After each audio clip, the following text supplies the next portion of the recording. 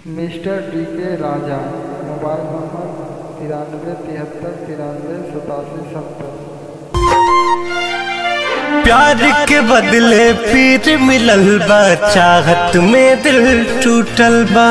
बचल उमिरिया बीती कैसे साथ सनम से छूटल बा। प्यार के बदले पीर मिलल बा, चाहत में दिल टूटल बा। बचल उमिरिया बीती कैसे साथ सनम से छूटल। केहू हमके बता देगे जी है याद केहू हमके बता देगे जी है बतिया कौना जगह लिखल है किस्मतिया रे। कौना जगह लिखल है किस्मतिया रे।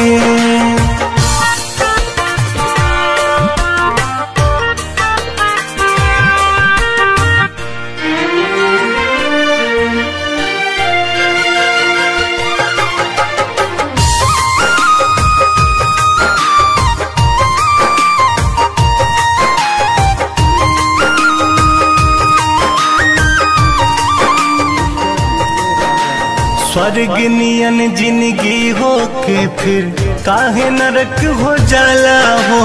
दूध ही आए के जान रहे फिर काहे फर्क हो जाला हो। स्वर्ग नियन जिंदगी हो के फिर काहे नरक हो जाला हो। दूध ही आए के जान रहे फिर काहे फर्क हो जाला। केहू के हंस के केहू के रोक दे बीते रातिया रे। केहू के हंस के केहू के रोक दे बीते रातिया रे। कौना जगह लिखल है किस्मतिया रे। कौना जगह लिखल है किस्मतिया रे।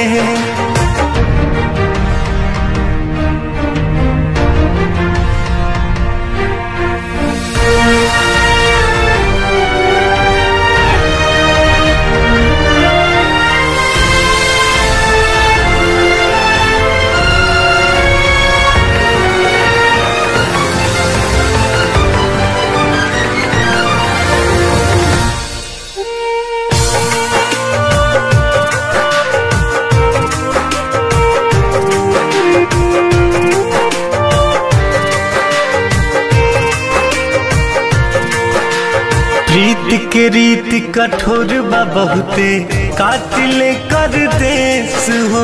हार गइल बा मनवा कुंदन कहतर रितेश हो। प्रीत के रीत कठोर बा बहुते कातिल कर देश हो। हार गइल बा मनवा कुंदन कहतर रितेश।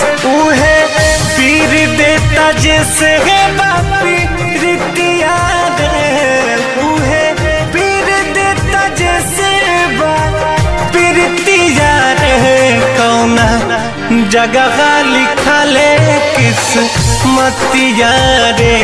कौना जगह लिखल है किस्मतिया रे। मिस्टर डी के राजा। Mobile number 93 73 93 87 70।